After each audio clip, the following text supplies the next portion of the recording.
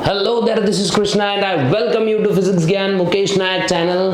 तो बच्चों, आज का सेक्शन है हमारा जो देखने वाले हैं वो डबल फर्टिलाइजेशन का होगा और इसी में हम लोग कैसे प्लांट सेल्फ पॉलिनेशन से खुद को बचाता है वो डिस्कस करने की हम पूरी कोशिश करेंगे और बहुत अच्छे से आप लोग को मैं समझाने की अपनी तरफ से बेस्ट कोशिश करूंगा, ठीक है। और प्रीवियस वीडियोस आप लोग ने नहीं देखे तो जाके फटाफट से देख लीजिए, बिकॉज उसी के बाद में आपको ये वाले टॉपिक्स अच्छे से समझेंगे, ठीक है। तो देखो, reproduction in lower and higher organism, इस चैप्टर का हमारा लेक्चर नंबर चल रहा है बच्चों। लेक्चर नंबर है हमारा 06, मतलब हमारा लेक्चर नंबर कितना है बच्चों? 6th लेक्चर है, ठीक है। तो अब हम लोग देखने वाले हैं इसके ऊपर कि भाई कैसे एक प्लांट, हम लोग ने कल जैसे देख लिया था, ओव्यूल समझ लिया, फिर बाद में पॉलिनेशन के टाइप्स भी समझ लिए, पोलन ग्रेन्स वगैरह सब समझ लिया। और आज हम लोग जो समझने की कोशिश करेंगे वो रहेगा कि भाई कैसे कैसे कोई भी प्लांट फर्टिलाइजेशन करता है, ठीक है। तो अब देखो बच्चों, अब देखो फर्टिलाइजेशन का पिछले सेशंस में भी अपना क्या डिस्कस हुआ था, ये कि पोरोगैमी, चलाजोगैमी और मेजोगैमी क्या होता है, लेकिन आज हम लोग ये वापस से डिस्कस करेंगे, ठीक है। तो बच्चों देखो, पोरोगैमी, पोरोगैमी क्या होती है? जब भी पोलन ट्यूब दिख रहा है ना, ये पोलन ट्यूब, ये जो पोलन ट्यूब है ये माइक्रोपाइल से एंटर कर रही है। कहाँ से एंटर कर रही है? It is entering from micropyle. और जब भी माइक्रोपाइल से पोलन ट्यूब एंटर करेगी तो उसी सीन को हम क्या बोलेंगे? पोरोगैमी, ठीक है। वही टाइप की प्रोसेस को हम कहेंगे पोरोगैमी। क्या बोलेंगे बच्चे? पोरोगैमी। अगर यही पोलन ट्यूब देखो चलाजा से एंटर कर रही है, कहाँ से एंटर कर रही है? चलाजा से एंटर कर रही है, तो ऐसे सिचुएशन में हम क्या बोलेंगे? चलाजोगैमी। क्या बोलेंगे? चलाजोगैमी। ये बात याद रखना। और अगर इंटीग्यूमेंट से एंटर कर रही है, देखो इंटीग्यूमेंट से अगर पोलन ट्यूब एंटर कर रहा है, ठीक है, तो उस समय हम लोग इसी चीज को बोलने वाले हैं बच्चों, मेजोगैमी। क्या बोलेंगे? मेजोगैमी। इसको हम लोग बोलने की कोशिश करेंगे या फिर बोलेंगे ही, कोशिश क्या है, बोलना ही है हमको, ठीक है। तो देखो, इनके अपन क्या करते हैं बच्चा? डेफिनेशंस लिख लेते हैं बहुत अच्छे तरीके से, बहुत अच्छे तरीके से डेफिनेशंस इसके लिख लेते हैं, ठीक है। तो सबसे पहली चीज, पोरोगैमी, है ना? पोरोगैमी क्या होगा बच्चों? पोरोगैमी मतलब क्या होगा? सिंपल, पोरोगैमी होता है when pollen tube enters from, देखो जब भी पोलन ट्यूब एंटर्स फ्रॉम, कहां से एंटर करती है बच्चों? Pollen tube enters from micropyle. कहां से एंटर कर रहा है ये? माइक्रोपाइल से, ठीक है। जब भी पोलन ट्यूब माइक्रोपाइल से एंटर करती है, इसको हम कहेंगे बच्चा क्या? क्या कहेंगे? पोरोगैमी। क्या बोलेंगे इसको? पोरोगैमी। सेकंड क्या देखा? चलाजोगैमी,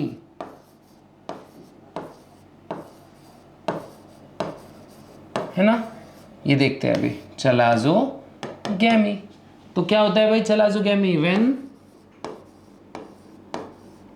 पोलन ट्यूब, देखो बच्चों ठीक से देखो, हाँ, when pollen tube enters from,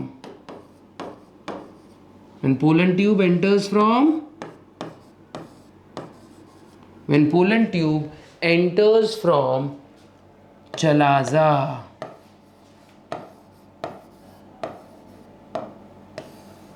कहाँ से एंटर कर रहा है भाई? चलाजा से एंटर कर रहा है, ठीक है। कहाँ से एंटर कर रहा है? चलाजा से एंटर कर रहा है। और जब भी चलाजा से कोई gamete, sorry, pollen tube enter करेगा, तब उसी कॉन्सेप्ट को क्या बोलेंगे हम लोग? उसी प्रक्रिया को क्या बोलेंगे? चलाजोगैमी। अच्छे से याद रखना है, क्या बोलेंगे बच्चा? चलाजोगैमी, क्या? ठीक है।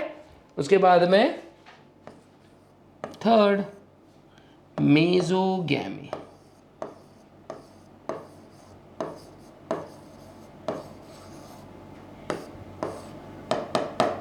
मेसोगैमी में क्या होता है? When pollen tube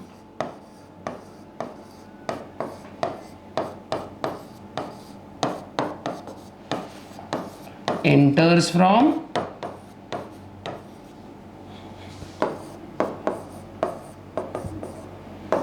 integuments. कहाँ से एंटर कर रहा है भाई? इंटीग्यूमेंट से ये एंटर कर रहा है। कहाँ से एंटर कर रहा है भाई? इंटीग्यूमेंट्स। ठीक है, हमने देखा था ना ओव्यूल का पूरा स्ट्रक्चर देखा था। तो जब भी इंटीग्यूमेंट से पोलन ट्यूब एंटर करेगी तो ऐसे सीन में हम इसको कहेंगे मेसोगैमी। इसके स्क्रीनशॉट ले लो बच्चों, ठीक है, आप लोग आराम से इसके स्क्रीनशॉट्स ले सकते हो। उसके बाद हम लोग बढ़ते हैं आगे की ओर। अब देखो डबल फर्टिलाइजेशन वाला कॉन्सेप्ट है, लेकिन इसको पहले अपन क्या करते हैं, सिंपल शॉर्ट नोट्स के फॉर्म में देख लेते हैं। तो क्या होता है डबल फर्टिलाइजेशन में? सबसे पहले देखो क्या होता है, पोलन ट्यूब। क्या होती है भाई? Pollen tube. ठीक है, क्या है सबसे पहले? Pollen tube. पोलन ट्यूब लेकर क्या आ रही है साथ में? 2 मेल गैमेट। क्या लेकर आ रही है? 2 मेल गैमेट्स। अब 2 मेल गैमेट्स में से देखो बच्चों, 2 फेट्स होते हैं इनके। तो देखो 1 मेल गैमेट प्लस ये किसके साथ फ्यूज हो जाता है बच्चों? एग सेल के साथ। किसके साथ फ्यूज हो रहा है ये? एग सेल के साथ। और देखो अदर मेल गैमेट प्लस ये किसके साथ फ्यूज हो रहा है? सेकेंडरी न्यूक्लियस के साथ, है ना। तो देखो 1 male gamete fuses with egg, other male gamete fuses with secondary nuclei. इन दोनों का रिजल्ट होता है बच्चों जाइगोट, है ना। और इन दोनों का रिजल्ट होता है primary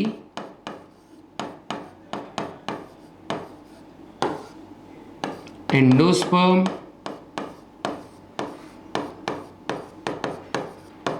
nucleus. Primary endosperm nucleus दिख रहा है ना। देखो पोलन ट्यूब है, 2 मेल गैमेट्स है, जिनमें से एक मेल गैमेट किसके साथ फ्यूज हो रहा है भाई? एक मेल गैमेट फ्यूज हो रहा है एग के साथ, बना रहा है जाइगोट, और दूसरा मेल गैमेट फ्यूज हो रहा है सेकेंडरी न्यूक्लियस के साथ और बना रहा है प्राइमरी एंडोस्पर्म न्यूक्लियस। जाइगोट आगे चल के बच्चों एम्ब्रियो में कन्वर्ट होता है ना। और एम्ब्रियो आगे चल के अपना बेबी प्लांट बनता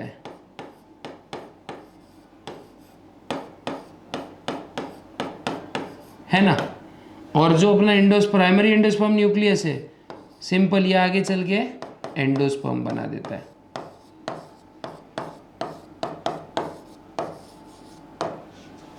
ठीक है, ये आपको बहुत अच्छे से स्क्रीनशॉट इसका निकालना है बच्चों।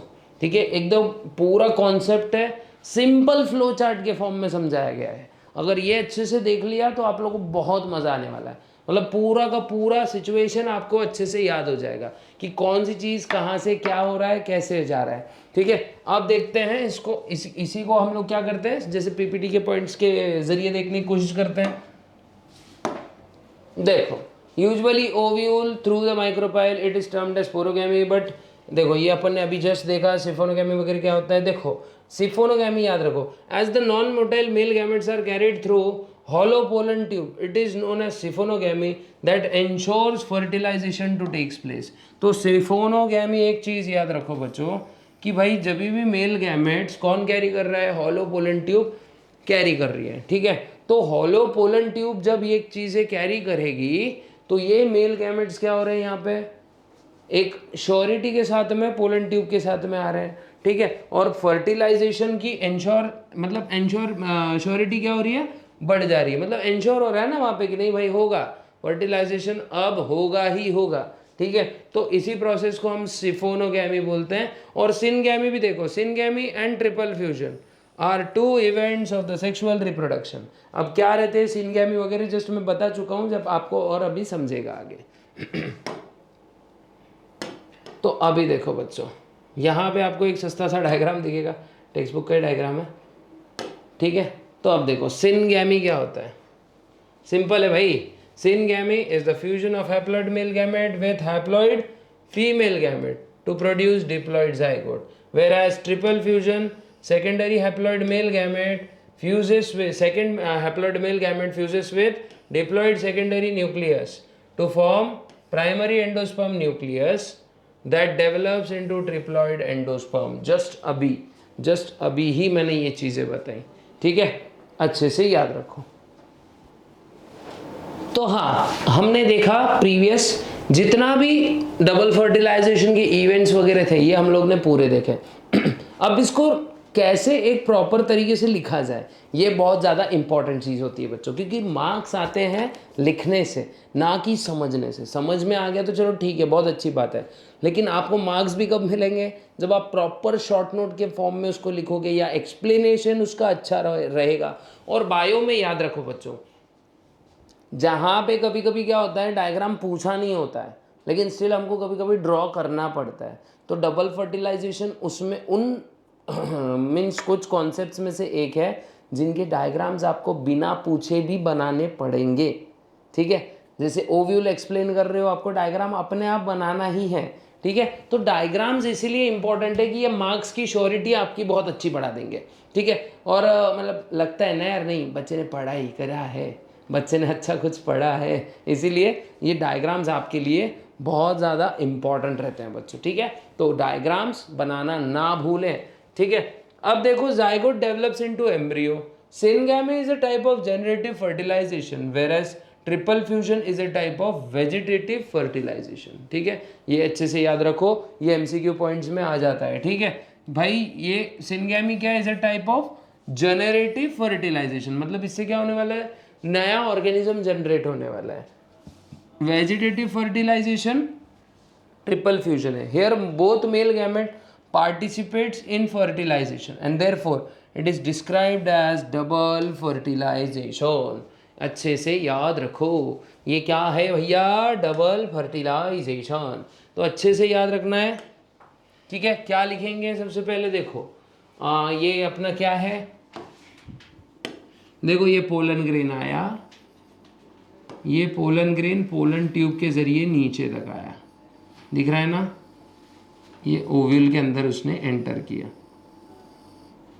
अब पोलन ग्रेन के पास होते हैं भैया दो नॉन मोटाइल मेल गैमेट्स, ठीक है, दो नॉन मोटाइल मेल गैमेट्स होता है, ठीक है। और सामने की ओर होता है ट्यूब न्यूक्लियस, ओके। तो ये आपको अच्छे से याद रखना है। उसके बाद अब इसको लिखेंगे कैसे,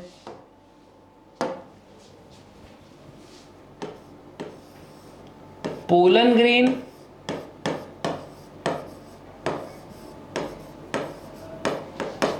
is received by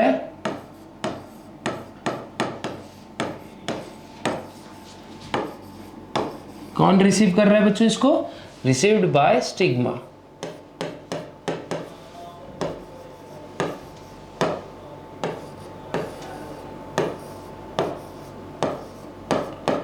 on stigma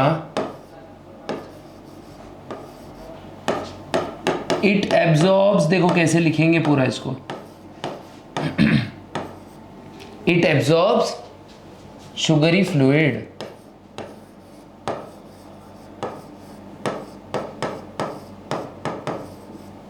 it absorbs the sugary fluid। उसके बाद थर्ड इट्स वॉल्यूम इंक्रीजेस। मैं पूरा बता रहा हूं आपको, पूरा स्टेप बाय स्टेप, ठीक है। Its volume increases,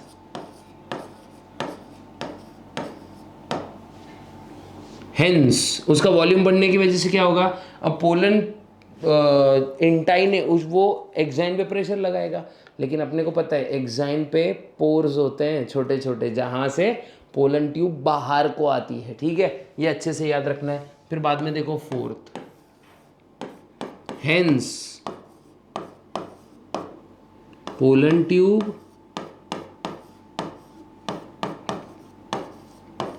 emerges. देखो ये वर्ड्स आपको अच्छे से याद आने चाहिए, ठीक है, सेंटेंसेस बनाते आना चाहिए। Emerges from,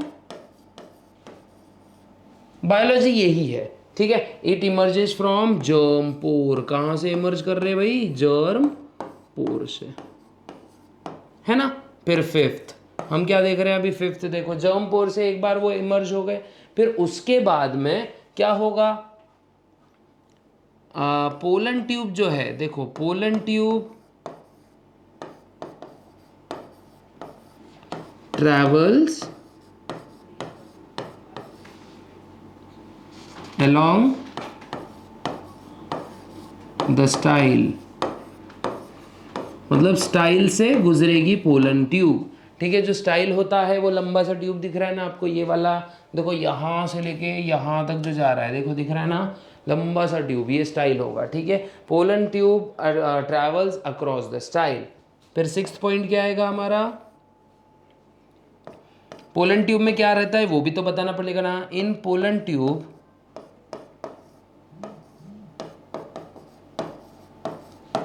tube nucleus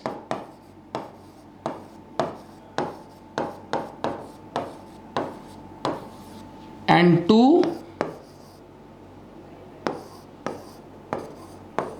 haploid non-motile male gametes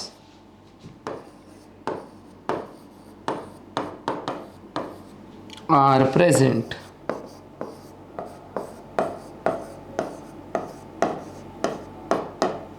to non motile haploid male gametes are present. फटाक से लिख लो बच्चों ये, है ना। फिर इसके बाद में अगला वाला बताता हूँ, इसका स्क्रीनशॉट आप लोग निकाल सकते हो। उसके बाद 8th पॉइंट देखते हैं। One of the male gamete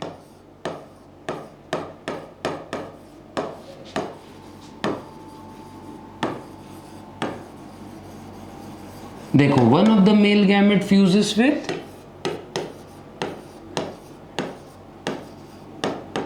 किसके साथ फ्यूज हो रहा है बच्चों, egg cell, to form one of the male gamete, मतलब उसके आगे मैं एन लिख देता हूं ताकि आप लोग को समझ में आ जाएगा कि भाई एन मतलब हैप्लॉइड होता है, ठीक है। और ये एग सेल भी अपना क्या होता है, एन होता है। To form diploid zygote,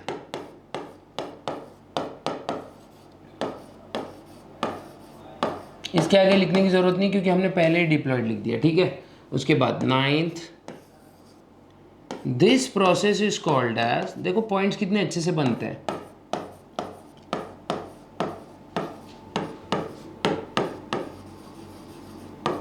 this process is called as syngamy. क्या बोलते हैं बच्चा इसको, सिनगैमी, है ना। इसी प्रोसेस को हम बोलते हैं सिनगैमी, ओके, अच्छे से याद रखना। उसके बाद other haploid male gamete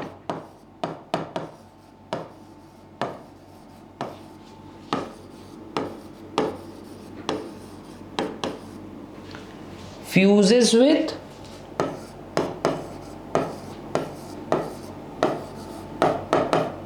other haploid male gamete fuses with, किसके साथ फ्यूज होता है ये, diploid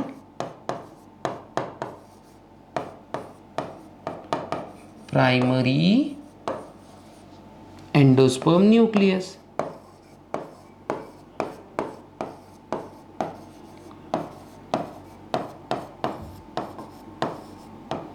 diploid primary endosperm nucleus, है ना।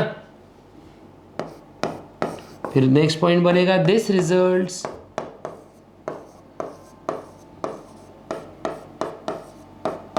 इन the formation of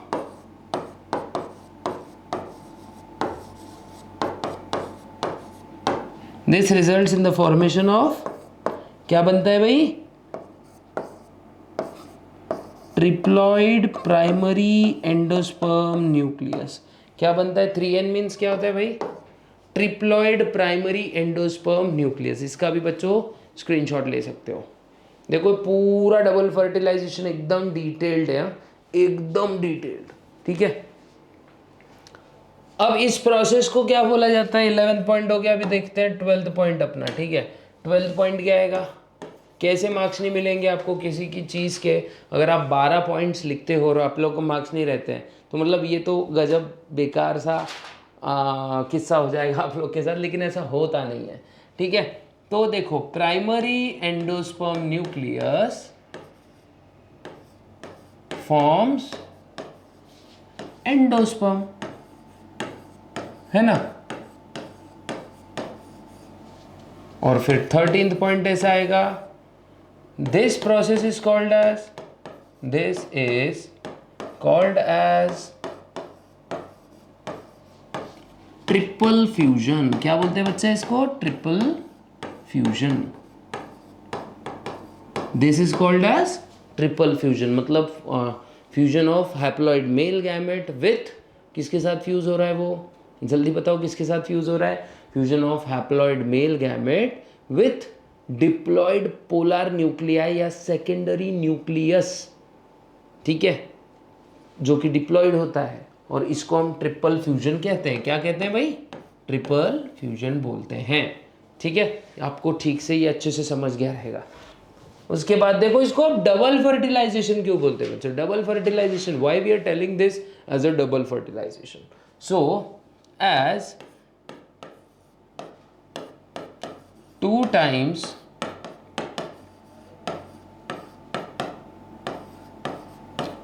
fertilization,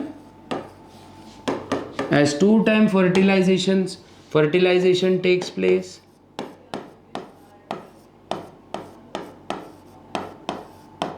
hence it is called as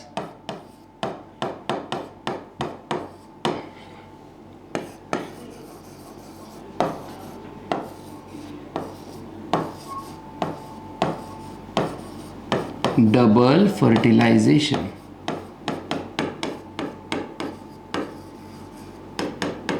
इसी को क्या बोलते हैं हम लोग, डबल फर्टिलाइजेशन। ये अच्छे से बात याद रखो बच्चों, है ना। इसीलिए इसको बोलते हैं डबल फर्टिलाइजेशन। और ज़बरदस्त कैरेक्टरिस्टिक्स है ये डेवलप्ड प्लांट की। और ये पूरा किस्सा जो था डबल फर्टिलाइजेशन का था। तो पहले क्या हुआ, पोलन ग्रेन आया, पोलन ट्यूब से वो क्या हुआ, नीचे गया। पोलन ट्यूब में उसके 2 मेल गैमेट्स थे। 2 मेल गैमेट्स में से जब वो पोरोगैमी उसका हुआ, मतलब मान लेते हैं मेजो अपने माइक्रोपाइल से वो एंटर कर रहे हैं, मान लेते हैं। तो जब भी पोरोगैमी उसका हुआ, तो उसके बाद जो मेन सेल, एक मेल गैमेट था जो कि हैप्लॉइड था, वो किसके साथ फ्यूज़ हो रहा है, एक एग के साथ जो कि हैप्लॉइड है। इस वजह से क्या बन रहा है, डिप्लॉइड जाइगोट बन रहा है ना। जाइगोट आगे चल के क्या बनेगा, बेबी प्लांट बनेगा। फिर दूसरा मेल गैमेट जो था वो किसके साथ फ्यूज़ हो रहा है, वो फ्यूज़ हो रहा है सेकेंडरी न्यूक्लियाई के साथ जो कि डिप्लॉइड है। तो एक हैप्लॉइड एक डिप्लॉइड मिल के बना दिए ट्रिप्लॉइड, ठीक है। तो ट्रिप्लॉइड प्राइमरी एंडोस्पर्म न्यूक्लियस बनेगा। और ट्रिप्लॉइड प्राइमरी एंडोस्पर्म न्यूक्लियस बनने के बाद वो आगे चल के एंडोस्पर्म बनेगा। और एंडोस्पर्म क्या होता है भाई, डेवलपिंग प्लांट का टिफ़िन बॉक्स होता है, याद रखो, ठीक है। टिफ़िन बॉक्स क्यों बोला सर हमने आपने उसको, बिकॉज टिफ़िन बॉक्स इसलिए बोलना ज़रूरी था क्यों बोलना ज़रूरी है, क्योंकि देखो बच्चा, देखो जब प्लांट डेवलप ही नहीं होता है, सीड के फॉर्म में होता है, तब उसके पास कोई पत्तियाँ नहीं रहती है। अब पत्तियाँ नहीं रहती हैं तो ना फोटोसिंथेसिस होगा, फोटोसिंथेसिस नहीं होगा तो खाना नहीं बनेगा, और अगर खाना प्लांट बना नहीं पाता है, खुद का फूड नहीं बना पाता है, तो उसको कहीं ना कहीं से तो फूड लेना पड़ेगा। तो उस समय जो फूड रहता है वो एंडोस्पर्म से एक्सट्रैक्ट करता है, और ये आप लोग ने बहुत अच्छे से समझ लेना है, ठीक है। इसीलिए एंडोस्पर्म की नीड है हमको मीन्स डेवलपिंग सीड को, ठीक है। इतना आप लोग जल्दी से इसका स्क्रीनशॉट ले सकते हैं बच्चों।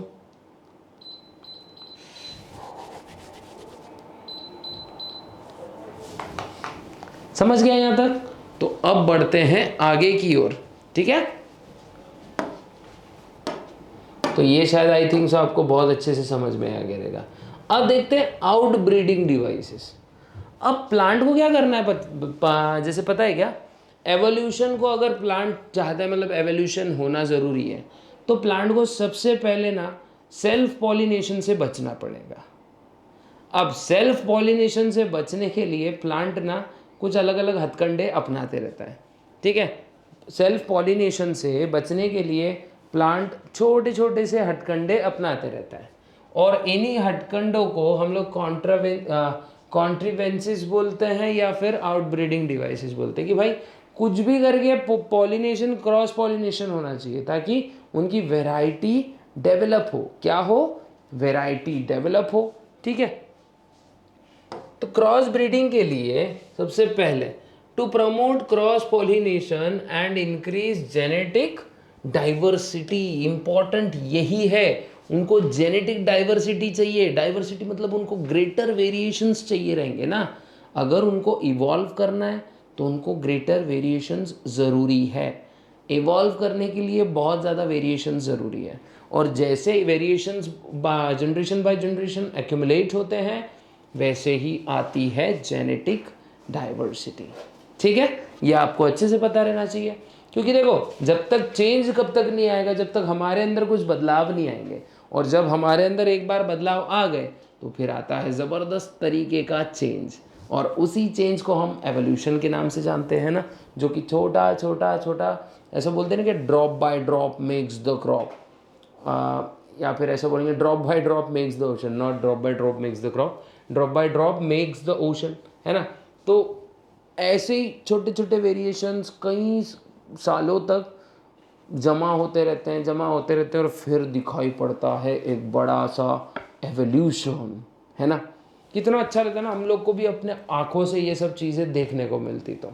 लेकिन अफसोस ऐसा कुछ देखने को मिलता नहीं, क्योंकि ये चीज़ बहुत लेंदी होती है, टाइम कंज्यूमिंग होती है, और बहुत धीमी होती है कि हम उसको देख नहीं सकते। बिकॉज इतना ज़्यादा टाइम लगता है इस चीज़ को कि मतलब यार हमारे जैसे हज़ारों करोड़ों जनरेशन्स निकल जाती हैं। तो सेल्फ पॉलिनेशन नहीं हो, इसीलिए क्या करता है प्लांट, कुछ स्ट्रेटजीज लेकर आता है।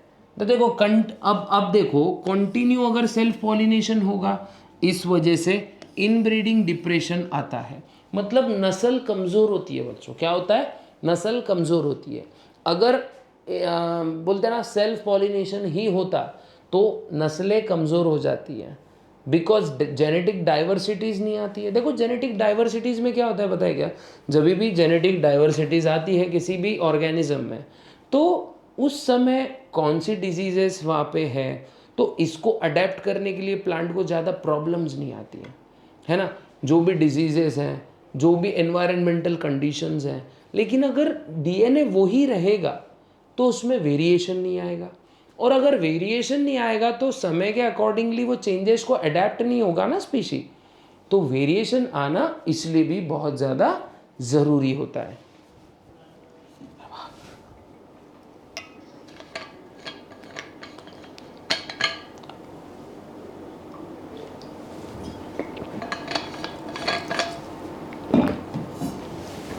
तो वेरिएशंस अगर आएंगे तो ही नए नए कैरेक्टरिस्टिक्स अनलॉक होंगे, और अगर अनलॉक नहीं हो रहा है, उसी समय के हिसाब से सब काम चल रहा है, तो नो डाउट बच्चों वो स्पीशीज़ क्या होगी, एक्सटिंक्ट हो जाएगी।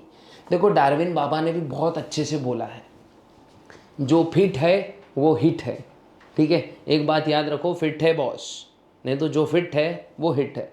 तो जो भी फिट रहेगा, बदलते पर्यावरण के हिसाब से चेंज होगा, वही आगे चल के इवॉल्व होगा, है ना।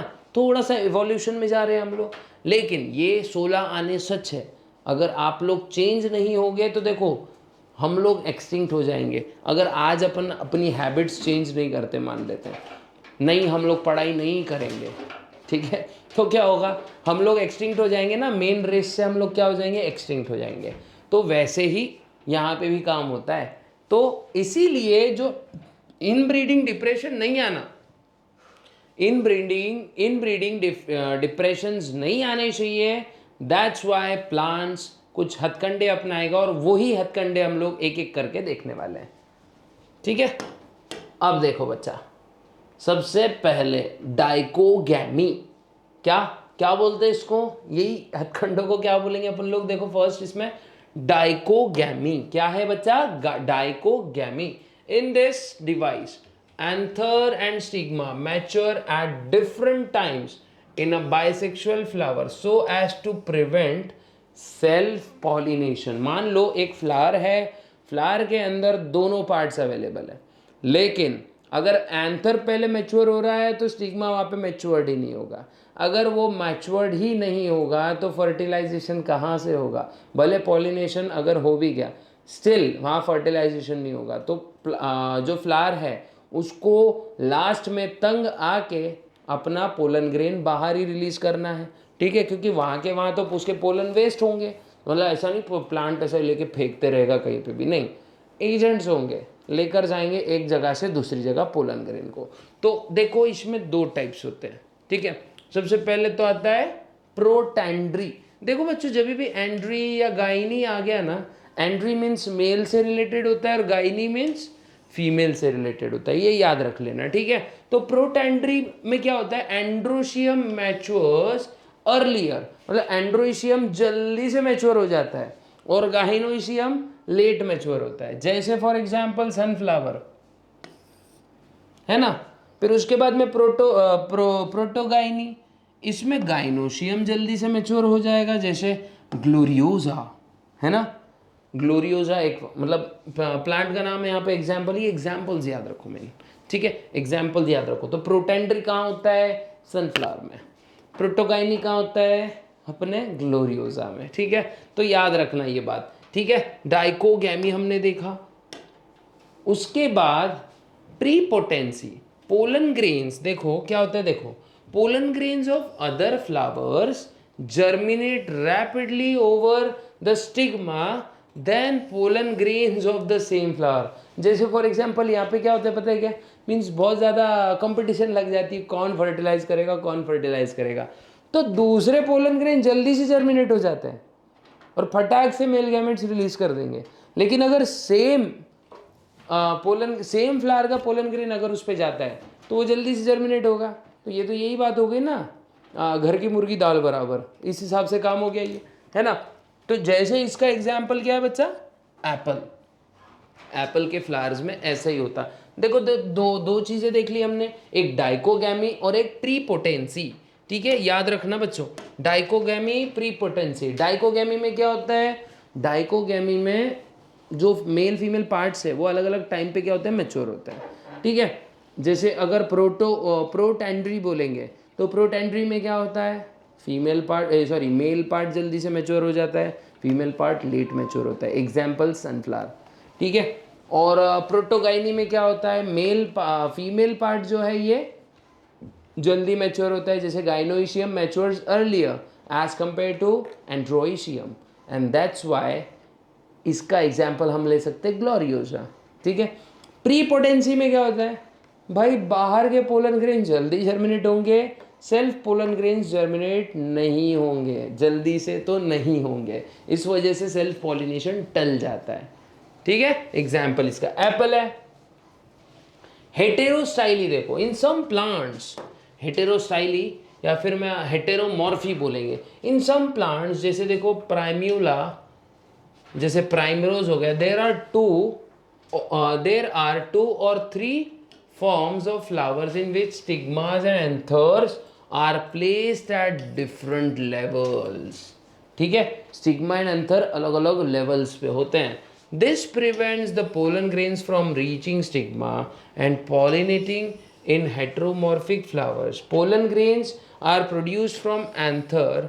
Pollinate stigma produce at the same level. अगर सिंपल में बोलूँ, अगर बड़ा सा स्टिग्मा है ऐसा और छोटे से एंथर्स है, ठीक है, अब इसके पोलन ग्रेन को ऊपर चढ़ के पॉलिनेशन करते तो नहीं आएगा, तो ये अगर पॉलिनेट होता भी है तो वहीं के वहीं अपने पोलन ग्रेन्स रिलीज कर देगा।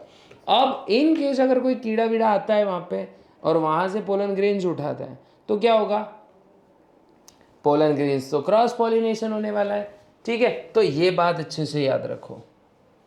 देखो थर्ड देगा हेटेरोस्टाइली, उसके बाद में देखो herkogamy. It is a mechanical device which prevents self pollination in a bisexual flower. Natural physical barriers होते हैं बच्चा present between two sex organs and avoid contact of pollen with stigma. जैसे देखो कैलोट्रोपिस पेंटागुलर स्टिग्मा होते हैं इस position above the level of anther. जैसे मैंने अभी जस्ट बोला आपको, स्टिग्मा ऊंचे होते हैं और एंथर नीचे होता है, ठीक है, समझ गया यहाँ तक। तो आगे बढ़ते हैं। देखो नेक्स्ट हर्कोगेमी देखा, और ये थे हमारे कुछ आउटब्रीडिंग डिवाइसेस, सॉरी, ठीक है। तो सबसे पहले क्या क्या चीज़ें हमने देखी बच्चों, सबसे पहले क्या क्या चीज़ें देख ली, देखते हैं वापस एक बार देखते हैं। तो सबसे पहले देखो आउटब्रीडिंग ऐसा बोलेंगे इसको, हाँ, आउटब्रीडिंग डिवाइसेस।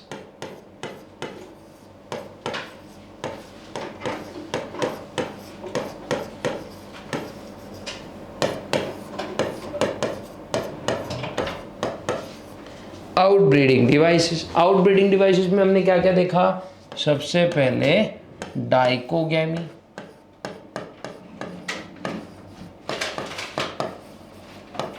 उसके बाद प्रीपोटेंसी, है ना, प्रीपोटेंसी। उसके बाद हमने देखा हेटेरोस्टाइली,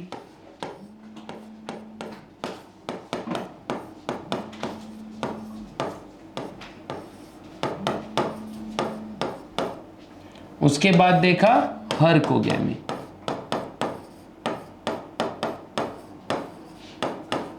स्पेलिंग्स थोड़ी मुश्किलें जा सकती हैं, हर के होने चाहिए था, मैंने CHO लिख दिया वहाँ पे, ठीक है, गलती से। तो देखो ये सब हमने देखा, तो ये सब आउटब्रीडिंग डिवाइसेस होते बच्चों। देखो डाइकोगैमी में भी दो देखे ना, प्रोटेंड्री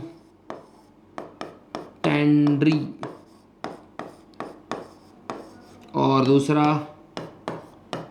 प्रोटोगाइनी, ठीक है, प्रोटेंड्री प्रोटोगाइनी, ये चीज़ें देखी।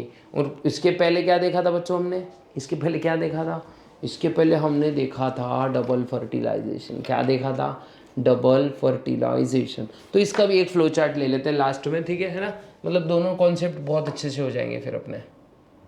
एक सेकेंड, ठीक है। तो सबसे पहले भाई क्या होता है, अब देखो इसको फ्लो चार्ट के फॉर्म में देखते हैं। डबल फर्टिलाइजेशन वापस बता रहा हूँ, पोलन ग्रेन्स, है ना, पोलन ग्रेन्स, इनका क्या हुआ, पॉलिनेशन,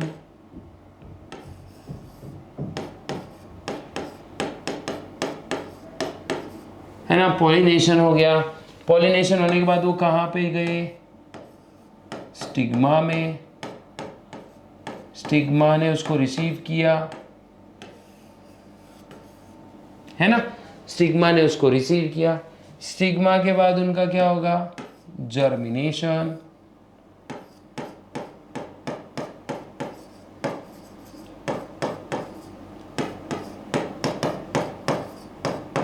है ना, स्टिग्मा के बाद उसका हो गया जर्मिनेशन। जर्मिनेशन होने के बाद वहाँ पे क्या हो गई, रिलीज। क्या रिलीज हो गई भाई, पिक्चर रिलीज हुई क्या, नहीं, वहाँ पे रिलीज हुआ pollen tube, release of pollen tube. क्या रिलीज हुई बच्चा? Release of pollen tube. देखो दिख रहा है आपको अच्छे से,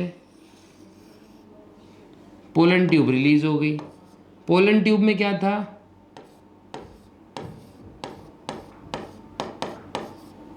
पोलन ट्यूब,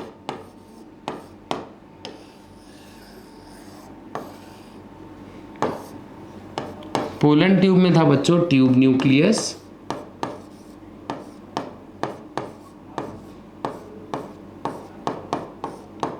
और 2 मेल mg लिख देता हूं मैं, 2 mg मीन्स 2 मेल गैमेट्स।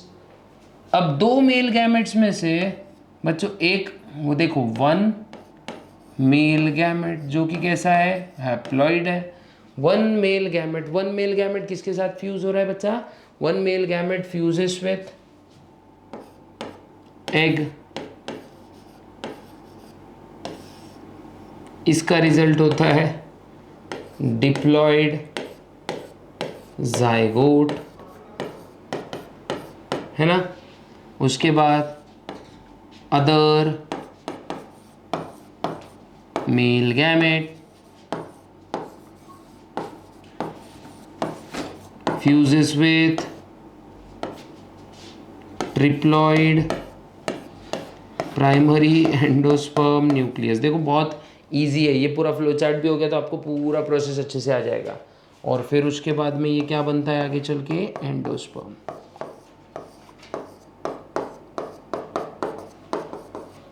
और ये पूरा डबल फर्टिलाइजेशन का बच्चों प्रोसेस था, ठीक है।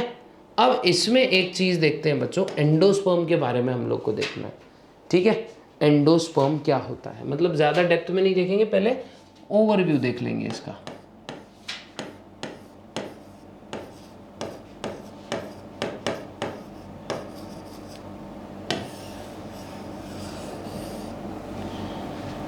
एंडोस्पर्म एक्चुअली बच्चों 3 टाइप्स के होते हैं, है ना। सेल्यूलर,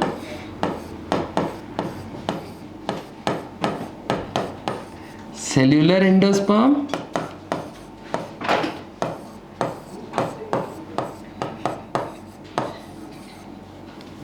फिर आता है हेलोबियल एंडोस्पर्म,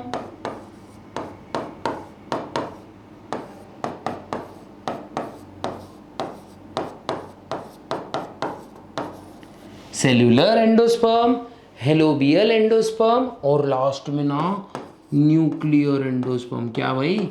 न्यूक्लियर एंडोस्पर्म,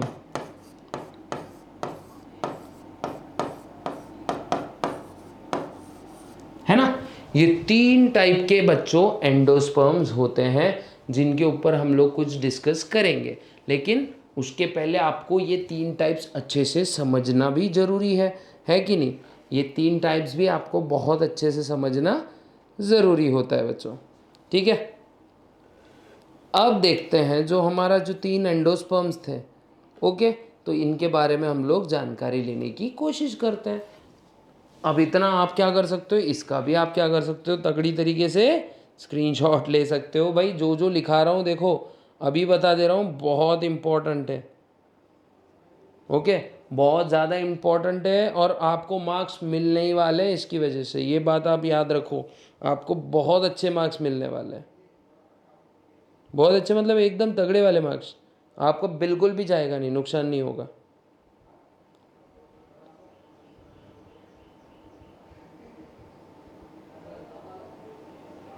अब देखते हैं बच्चों different kinds of endosperm.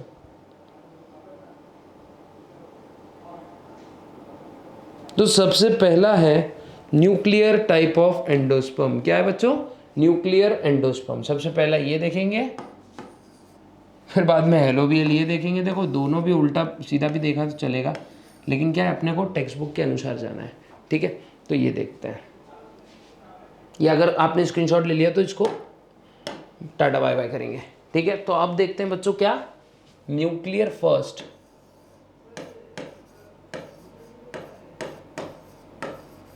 Nuclear endosperm.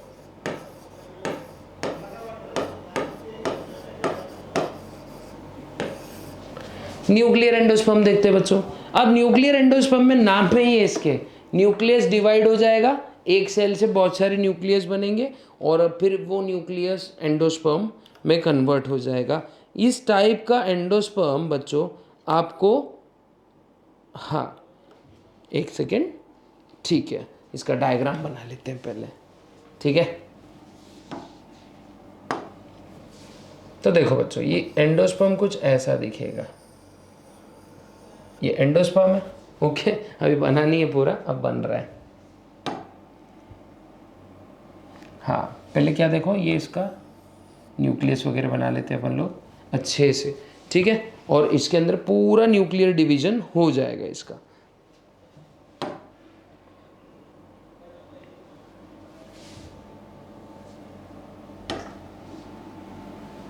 हाँ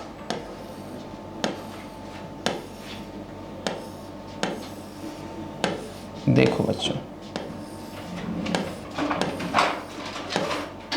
ये आपको शायद अच्छे से दिखाई दे पड़ रहा होगा। अभी जब पूरा बनाऊंगा तब बहुत अच्छे से दिखेगा।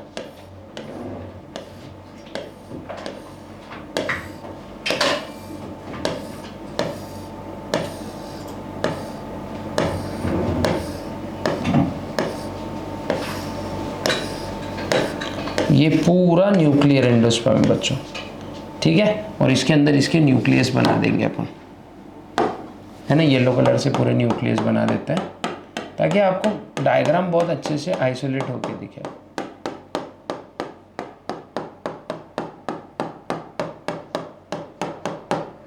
ठीक है, ये होता है न्यूक्लियर एंडोस्पर्म। एक बार गौर से देखो बच्चों, कितना अच्छा लग रहा है ना, कूल लग रहा है, एकदम मस्त लग रहा है। तो न्यूक्लियर एंडोस्पर्म में सबसे इंपॉर्टेंट चीज़ याद रखो, ये most common type of endosperm है, ठीक है। क्या ये मोस्ट कॉमन टाइप है? तो पहला पॉइंट क्या आ जाएगा इसमें, मोस्ट कॉमन टाइप, है ना, मोस्ट कॉमन टाइप है ये। एक सेकेंड, ये बज रहा है ठीक है, ये most common type of endosperm है बच्चों। उसके बाद में जो मैं बोलूँगा, इसको नो डाउट अपने क्या करना है, नेक्स्ट लेक्चर में बहुत अच्छे से सीखना है। लेकिन पहले मैं आपको अगले लेक्चर का अभी ओवरव्यू दे दूँ, ठीक है। तो ये मोस्ट कॉमन है, और फिर बाद में सेलुलर टाइप में देखो क्या होगा, सेल्स डिवाइड होंगे, और न्यूक्लियर टाइप ऑफ एंडोस्पर्म में न्यूक्लियस डिवाइड होगा, ठीक है। और उसके बाद में हेलोबियल टाइप में क्या होता है, एक बड़ा सेल तैयार होता है, एक छोटा सेल तैयार होता है। उस वजह से अनइक्वल सेलुलर डिवीजन होने की वजह से वो एंडोस्पर्म कुछ अलग तरीके से दिखाई पड़ेगा। अब जो अपना ही जो हेलोबियल है ना, सॉरी न्यूक्लियर है ना, ये ऑलमोस्ट आपको सनफ्लावर जैसे प्लांट पौधों में देखने को मिल जाएगा, ठीक है। सनफ्लावर हो गया, कोकोनट हो गया, और कोकोनट का जो रहता है ना, मल्टी सेलुलर एंडोस्पर्म होता है भाई, ये देख लो एक बार। और उसके बाद में liquid endosperm I think so coconut का ही होता है, ठीक है। तो ये एमसीक्यू पॉइंट है, तो अच्छे से याद रख लेना। और मिलते हैं ऐसे ही अच्छे सेशन के साथ, तब तक के लिए गुड बाय, गुड लक, जय हिंद।